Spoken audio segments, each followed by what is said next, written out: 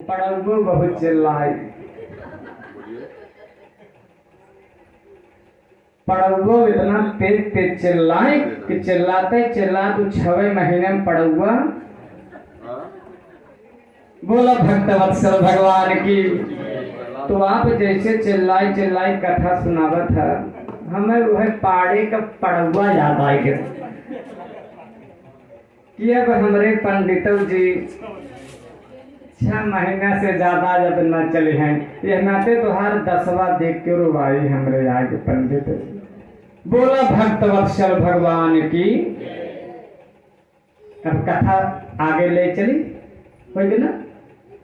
100 रोगों की एक दवाई और खुल के हंसना सीखो भाई। 100 रोगों की एक दवाई, हंसना खुल के चाहिए।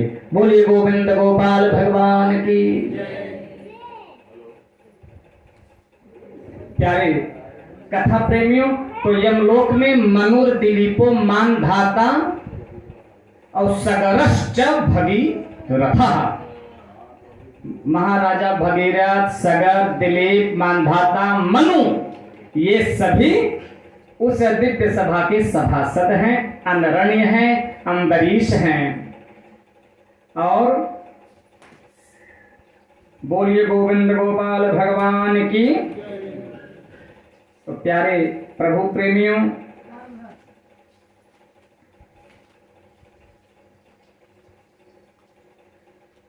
और कुछ इसमें चंद्रवंशी क्षत्रियों का नाम भी आया है, जैसे राजा ययाति, नहुस, पुरु, दुष्यंत, शिवी,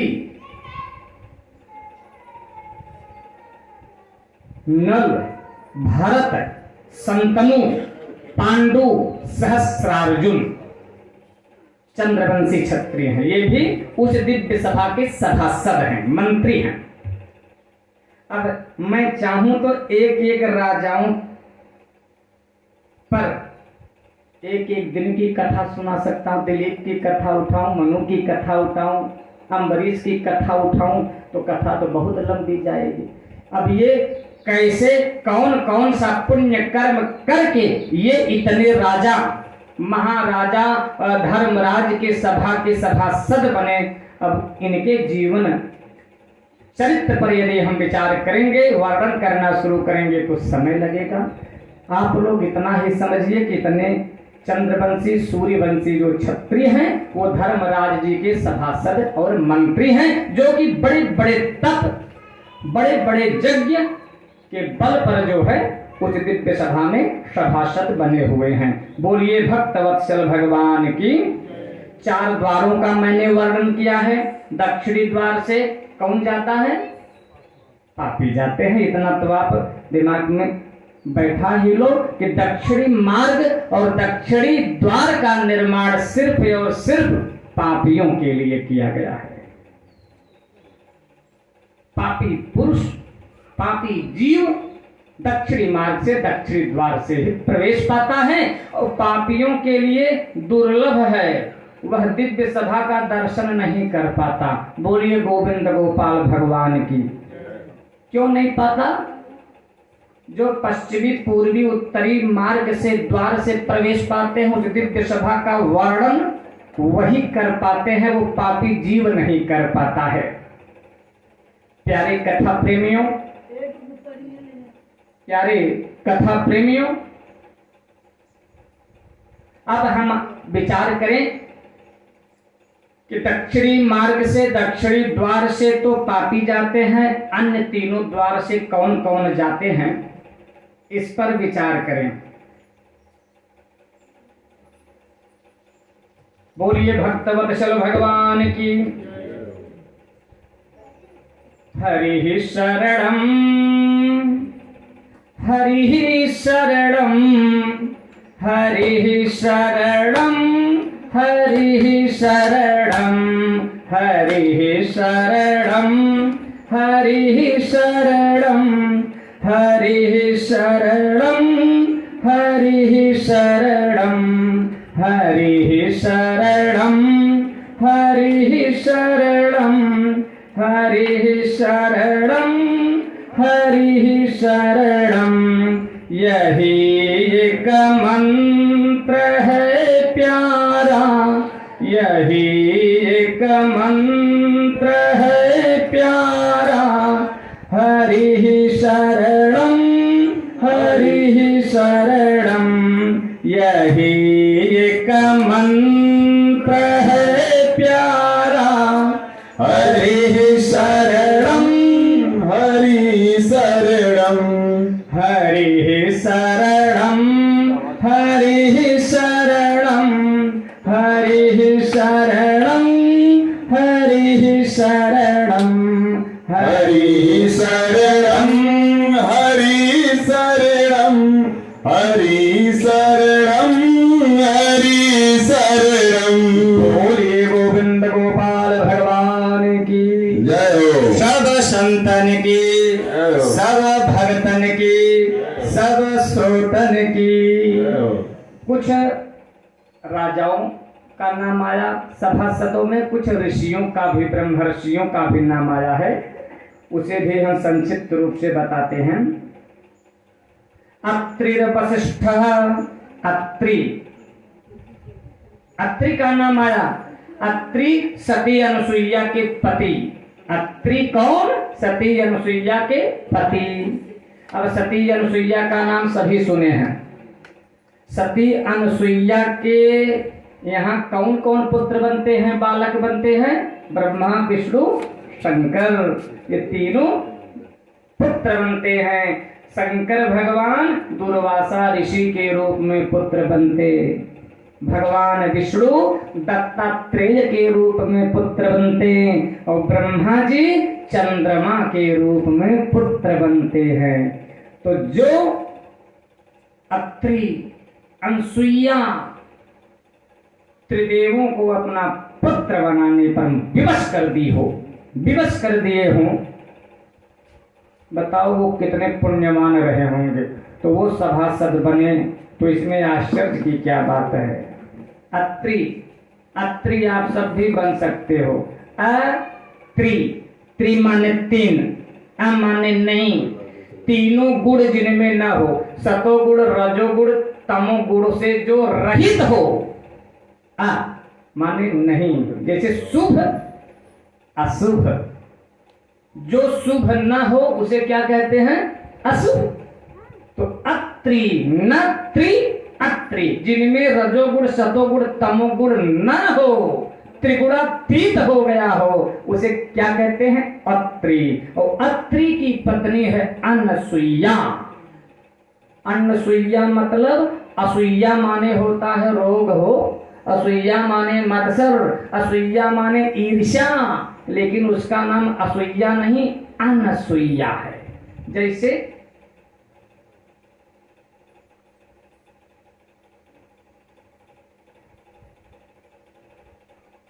लोग कहते हैं इसकी आवश्यकता है मुझे। आवश्यकता, आवश्यक और अनावश्यक। आवश्यक का उल्टा क्या होगा? अनावश्यक। उपयोग का उल्टा क्या होगा?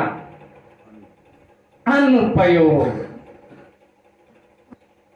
अन्न उपसर्ग लगा है तो अनसुईया है। असूया माने मत्सर, अनसुईया जिसमें असूया नामक मत्सर न हो उसे अनसुईया कहते हैं। तो अनसुईया पत्नी और अत्रि अगर पति है तो तीनों देवता तो पुत्र बन ही जाएंगे। बोलिए भक्तवत्सल भगवान की। अब राजा नंबर दूसरे पर वशिष्ठ। वशिष्ठ भी उस धर्मराज के सभा के सभासद हैं। ये ब्रह्मा जी के पुत्र हैं। इनकी पत्नी का नाम ऊर्जा, अरुंधति। ये किसके दामाद हैं? करदम ऋषि के दामाद हैं। करदम ऋषि की पत्नी का नाम देवहूति। और देवहूति किसकी कन्या है? मनु शत्रुपा की कन्या है। करदम ऋषि के आश्रम पे जब शादी का प्रस्ताव ले करके आते हैं, मनु आते, शतरूपा भी आती और उनकी कन्या देवहूति भी आती है अपने पति को देखने के लिए। तो करदम ऋषि परीक्षा लेना चाहे कि जिससे हमारी शादी ब्याह होने वाली है उस स्त्री में गुण है कि नहीं, पत्नी का गुण है कि नहीं है। 3 आसन बिछाते हैं, एक सासू, एक ससुर और एक होने वाली पत्नी के लिए। तो सासू जी ससुर जी तो आसन पे बैठ गए, लेकिन देवहूति पढ़ी लिखी थी। अब वो धर्म संकट में फंस गई, ये हमारे पति देवता होने वाले हैं, पति बनने वाले हैं, राम राम। और पति आसन बिछाए, बिस्तर लगाए और पत्नी उस पे सोए, ये शास्त्र वर्जित है, शास्त्र निषिद्ध है। शास्त्र में ऐसे स्त्रियों की अवहेलना की गई है, निंदा की गई है कि जो पति के द्वारा बिछाए गए आसन पर, पति के द्वारा बिछाए गए बिस्तर पर लेटे बैठे, ऐसे स्त्री की पातिव्रत धर्म नष्ट हो जाता है। सारा धर्म ही ऐसी स्त्री की नष्ट हो जाती है जो पति के द्वारा बिछाए गए आसन पर बैठती है, लेटती है और बिछवाती है, बिस्तरा लगवाती है। बोलिए भक्त वत्सल भगवान की। इस पे हम ज्यादा चर्चा नहीं करेंगे। अब वो क्या करे, नहीं बैठूंगी तो बड़े प्यार से बैठाए हैं, बड़े प्यार से, सम्मान से, आदर से आसन लगाए हैं। इस आसन का अपमान होगा। इतना प्यार से मैंने आसन लगाया, अपमान कर दिया आसन का। नहीं बैठूंगी तो आसन का अपमान, और बैठती हूं तो मेरे धर्म का नाश हो जाएगा। तो एक पतिव्रत धर्म होता है, एक पतिव्रता स्त्री के लिए वह धर्म ही नष्ट हो जाएगा। तो हमें क्या करना चाहिए? आजकल की देवियां होती तो शायद पता नहीं क्या करती, मुझे कुछ नहीं कहना। बोलिए भक्तवत्सल भगवान की। लेकिन इस देवहूति की कथा के माध्यम से, चरित्र के माध्यम से यह शिक्षा तो हमें आपको लेनी ही चाहिए कि अपने पति देवता से बिस्तर आसन न लगवाएं और उस पर न बैठें, उस पर न लेटें, नहीं तो धर्म नष्ट हो जाएगा। बोलिए भक्तवत्सल भगवान की। धर्म संकट में पड़ती, क्या करूं? तो आसन को प्रणाम करती है कि आपके द्वारा बिछाए गए आसन का हम सम्मान करते हैं, लेकिन आप हमारे पति होने वाले हैं, इसलिए पति के द्वारा बिछाए गए आसन पे मैं नहीं बैठ सकती। ये शास्त्र कहता है, ये मेरी मर्यादा है। एक स्त्री की मर्यादा क्या है कि पति के द्वारा बिछाए गए आसन पे नहीं बैठना चाहिए। इसलिए हे स्वामी, मैं आपके द्वारा बिछाए गए आसन का सम्मान करती हूँ। हाथ को आसन पे रख देती है, जमीन पे बैठ जाती। करदम ऋषि प्रसन्न हो जाते हैं कि हे मनु, आपकी इस कन्या से बिना दहेज के शादी करूंगा। बोलिए भक्तवत्सल भगवान की। एक स्त्री का जो गुण होता है वो आपकी इस कन्या देवहूति में सारे गुण मौजूद हैं। विवाह शादी हो जाती है। 12 वर्ष तक पति और पत्नी एकांत में एक कमरे में कभी नहीं मिले। पति पत्नी का जो सुख होता है, दाम्पत्य सुख, उससे 12 वर्ष तक वंचित रहे। कहीं चले नहीं गए थे, पास में ही थे। लेकिन करदम ऋषि संध्या वंदन करते, पूजा पाठ में इतना व्यस्त रहते कि उनकी सेवा करने में देवहूति लगी रहती। दीपक बुझता तो उसे जलाने का कार्य करती। लेकिन 12 वर्ष का समय बीत गया, एक बार भी अपने अंतर्भाव को देवहूति प्रकट नहीं करती। अपने किसी प्रकार का दुराग्रह भी नहीं करती उनसे कि अरे स्वामी, आपको कुछ याद है कि हमारे शादी के 12 साल बीत गए हैं, अभी तक आप एक बार भी जो है एकांत में मुझसे नहीं मिले, बातचीत नहीं किए, एक बार भी वो नहीं कहती। इतने जितेंद्रिय होते हैं पहले के पति भी और पत्नी भी। अब तो दुल्हन रहे बीमार निरहुआ, बोला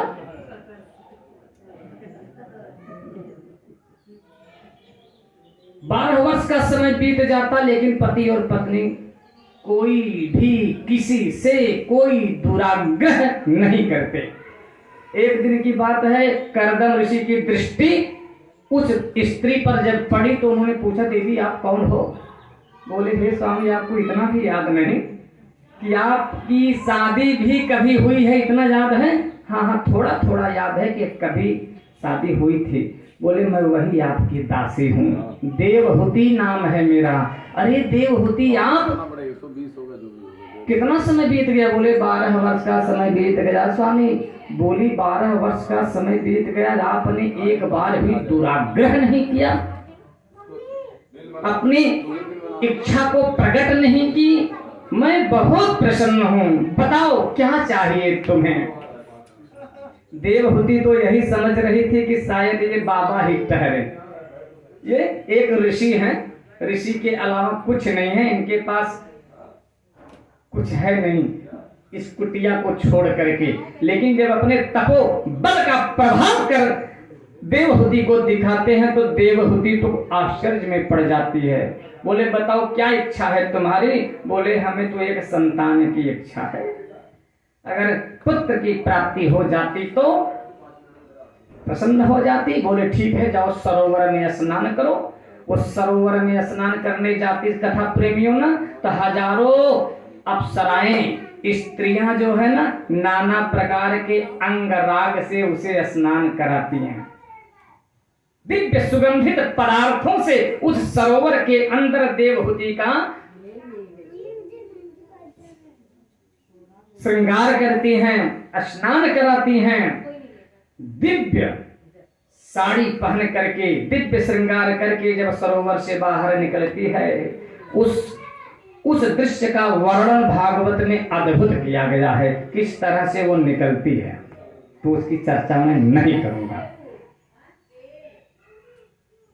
तब उसे समझ में आया कि जिसे मैं सिर्फ एक ऋषि समझ रही थी, पंडित जी समझ रही थी, इनका तपोबल इतना है कि सरोवर के अंदर हजारों अप्सराएं स्नान करा रही हैं, नाना प्रकार के अंगराग से, दिव्य सुगंधित पदार्थों से। अपने तपोबल से उन्होंने एक विमान की रचना की। मानसी विमान हो, वो मन के अनुसार चलने वाला था, मन जहां बोलेगा वो विमान वहीं चलता। 3 सीट था और कितने भी बैठे ना, उसमें एक सीट हमेशा खाली ही रहता। बोलिए भक्तवत्सल भगवान की प्यारी कथा प्रेमियों। हुआ क्या? क्या हुआ जानते हैं? 100 वर्ष तक उस विमान में बैठ करके अपनी पत्नी देवहूति के साथ में रमण करते हैं, विहार करते हैं।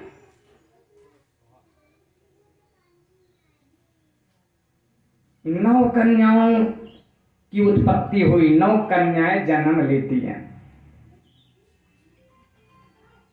सती अनुसुईया, वशिष्ठ जी की पत्नी अरुंधति, ब्रह्मा जी के जो पुत्र हैं 9, उन्हीं ब्रह्मा जी के 9 पुत्रों के साथ में करदम ऋषि की 9 कन्याओं का विवाह हो गया। ऐसे हैं करदम ऋषि। बोलिए गोविंद गोपाल भगवान की